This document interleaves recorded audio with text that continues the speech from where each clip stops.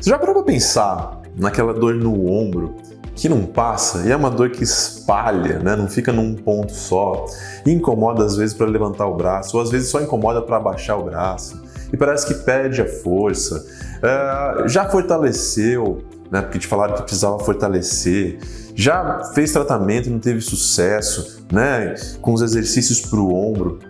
Será que essa dor não tem relação com a coluna cervical, não? Hoje eu quero discutir um pouquinho sobre esse assunto.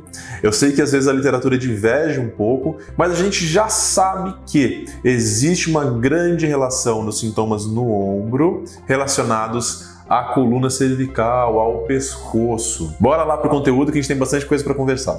Antes da gente iniciar, não se esqueça de se inscrever aqui no canal, ativar o sininho das notificações para você não perder nada e ficar por dentro de tudo que rolar por aqui.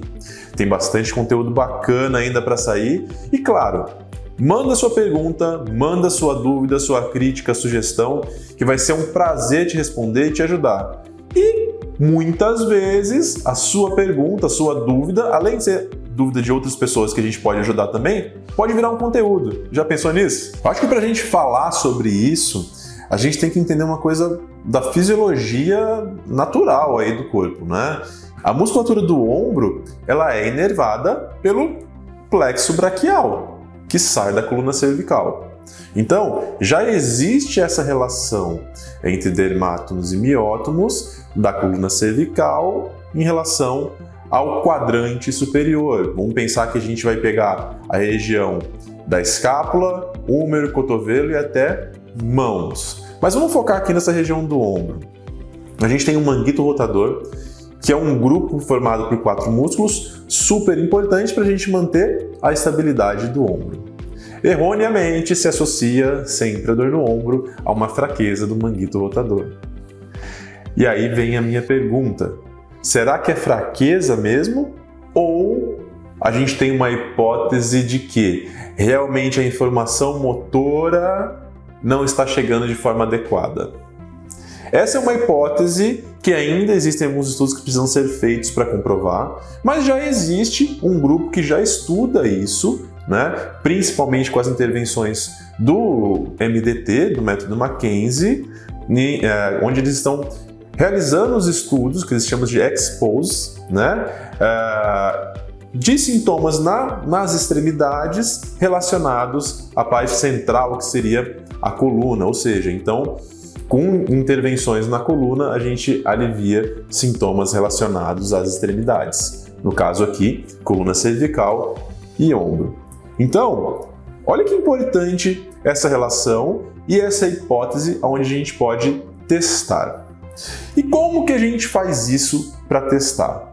Eu gosto muito de usar uma abordagem por modificação de sintomas. Essa abordagem por modificação de sintomas, ela pode vir através da fisioterapia manipulativa ou pela abordagem do método Mackenzie, que eu também gosto bastante, né, pra gente com exercícios específicos, em direções específicas, com movimentos repetidos. Tá? Dentro da fisioterapia manual, a gente pode utilizar as intervenções pensando em tecidos moles, né? Eu gosto muito de utilizar as intervenções de trigger points, que a gente sabe que existem as dores referidas para a região, ou as intervenções diretas na articulação. Eu gosto de utilizar intervenções com movimento, os snags do Mulligan. E também existe uma técnica do Mulligan, onde a gente realiza como se fosse o snag, né? E junto com o snag eu faço a movimentação do braço. E aí a gente tem a modificação de sintomas na hora. Se isso acontecer, é sinal que a coluna cervical tem uma relação com os sintomas que estão acontecendo no braço, no ombro. Então, às vezes eu vejo, por exemplo, um caso que é muito comum. Aquela dor na escápula ali, na região dos romboides. Aí eu vou lá, só fico soltando, relaxando, e massagem, e calor. E nunca eu abordo a coluna cervical. Eu tento fortalecer e alongar somente a região. Não estou olhando em volta em todo o complexo.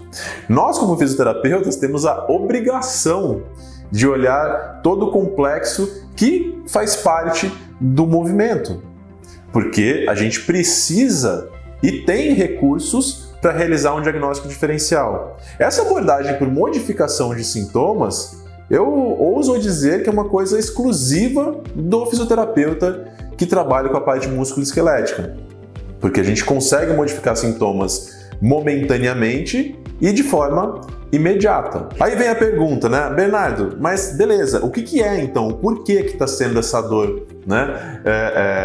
Todo um complexo? Eu também queria ter essa resposta, né? A gente sabe que existe a modificação de sintomas. Exatamente o porquê, ainda a gente não consegue falar. A gente consegue se basear nas respostas mecânicas, nas respostas clínicas de melhora de dor, melhora de movimento e melhora de sintomas e melhora de ativação muscular. Agora, será que é por conta de uma hérnia de disco? Uma protusão discal? Às vezes o paciente não tem isso. Será que é por conta de uma restrição de movimento que aí não está sendo conduzido direito essa informação? São hipóteses que a gente sempre analisa para chegar num raciocínio clínico e pensar na modificação de sintomas. Eu acredito que muita coisa ainda está por vir, né? Pensando no que a literatura já tem e o que é escasso na literatura, né? Eu sou sempre um entusiasta e eu fico torcendo para as coisas serem publicadas logo, né? Algumas perguntas clínicas que a gente tem, né? Eu sempre fico buscando para ver se realmente alguém já comprovou, já mostrou e se a gente pode seguir esse caminho ou não. O fato é, eu não posso deixar de pensar na coluna cervical sempre quando eu tenho uma dor persistente no ombro ou nessa região da escápula. Porque, dessa forma, eu consigo, inclusive, trazer uma solução para o meu paciente de uma dor que não alivia com nada. Às vezes, eu já tive caso aqui, pacientes com déficit de elevação de braço, né, com lesão degenerativa de manguito rotador, né, e o paciente não estava conseguindo fortalecer. A hora que a gente fez a intervenção na coluna cervical, a gente viu inclusive que tinha déficit de movimento, o paciente já tinha um histórico de crises de hérnia de disco na cervical. Quando a gente fez a abordagem na cervical, já melhorou o movimento do braço. Então, poxa, nesses casos, eu abordo a cervical juntamente com o ombro, melhoro essa mobilidade, dou essa condição muscular e depois eu vou fazer o fortalecimento. Porque se eu quiser fortalecer manguito rotador, como todo mundo fala que tem que fazer, que é só isso, que não é, já te digo que não é, se eu tiver uma falta de ativação e não estiver ativando esse manguito direito, não vai fortalecer. Pode ser, inclusive, que eu piore a dor no ombro do meu paciente.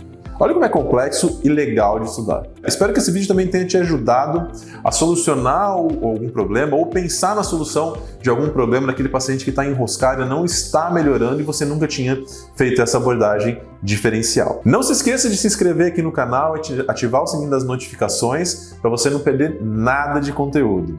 Até o próximo vídeo.